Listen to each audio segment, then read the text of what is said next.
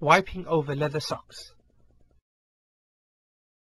One century after another, the Arabs kept traveling long distances in the desert, on journeys that were known as winter and summer journeys. They traveled to Sham and Yemen. During these journeys, they used to wear al-khuf, as well as normal socks, which they used to also wear when residing in any place. Al-khuf are worn on the foot and are made from leather. As for socks, they are usually made from cotton, etc. Islamic law has made it permissible to wipe over al-khuf and normal socks. This is because when Anas ibn Malik, may Allah be pleased with him, was asked concerning wiping over leather footwear, he said the Prophet, peace and blessings be upon him, used to wipe over them. But there are conditions that have to be met to be able to wipe over any socks. One condition is that both should be put on after being in a state of purity. Al-Mughira, may Allah be pleased with him, said, I was with the Prophet, peace and blessings be upon him, on a journey. Then I intended to remove his khufs, meaning during his ablution.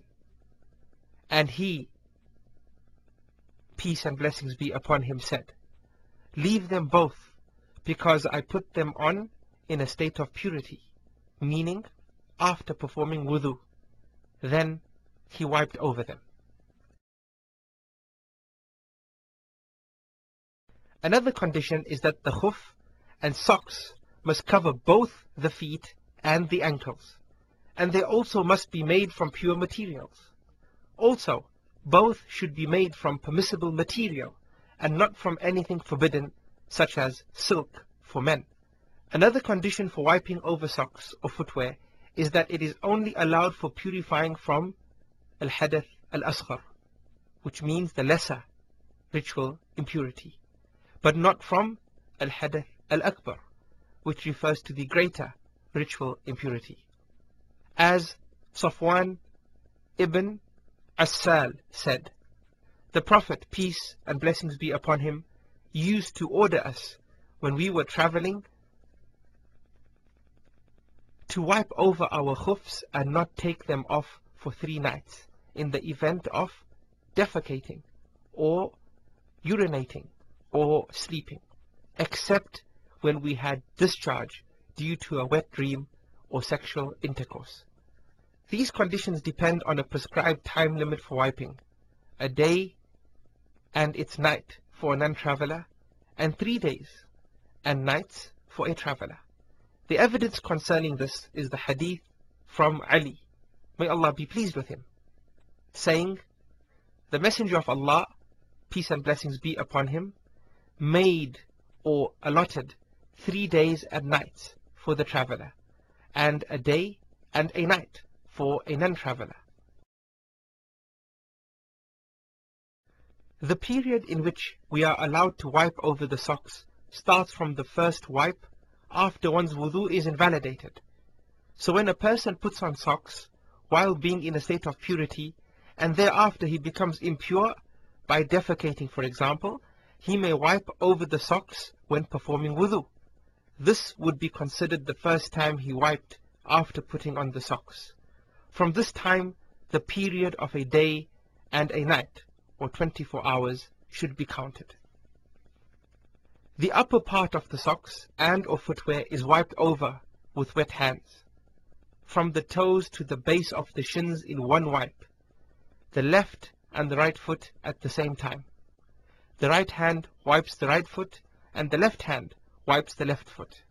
One has to also avoid wiping the bottom of the feet and ankles, as Ali, may Allah be pleased with him, said,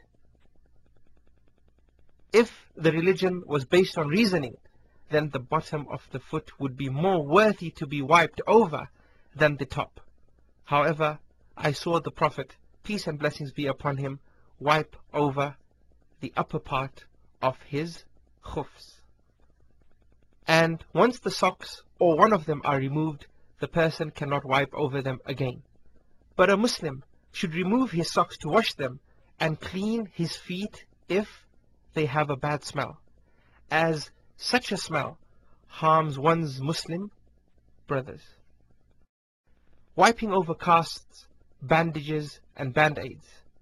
What Islam legislated for al-khuf and socks is also legislated for casts, bandages and band-aids. Casts are used to hold broken limbs in place and are made from gypsum and also sticks for splints or similar materials. Bandages are used to cover wounds, burns, etc. They are made from fabric or the like and are used for medical purposes. Band-aids are used to cover burns, cuts and wounds for medical reasons and are generally adhesive. It is permissible to wipe over all of these. The proof of this is in the hadith of Jabir, may Allah be pleased with him, who said, "We went on an expedition, during which one of us was wounded on his head by a stone. Afterwards this person had a wet dream and asked his companions, 'Do you find any concession or rukhsah for me to perform a tayammum, that is, instead of taking a complete bath, since I have a head injury?' They replied, 'You are not permitted to perform tayammum because you are capable of using water.' He then took a bath and died. When we met the Prophet, peace and blessings be upon him, the matter was reported to him, and he said, 'They killed him. May Allah kill them. Why did they not ask when they were ignorant? For the cure of ignorance is asking questions.' It was enough for him to perform tayammum or bind a bandage over the wound. The narrator, Musa, was doubtful.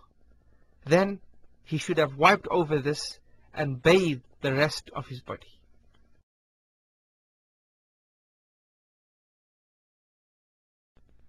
It is not a condition that one should be in a state of purity before putting them on. Neither is there a prescribed time limit for wiping over them. As long as there is a need for them to be worn, it is permissible to wipe over them. The cast, splint, or bandage must not transcend the place that needs care, but one should not wipe the parts of the body that are not covered by a cast. He must wash them. If one who is performing purification reaches the limb which is covered with any of these coverings, he should wash what is around them and wipe all the sides of the covering. But if some of the cast or bandage covers a part of the body that is not usually washed in order to become in a state of purity, the person does not need to wipe over it.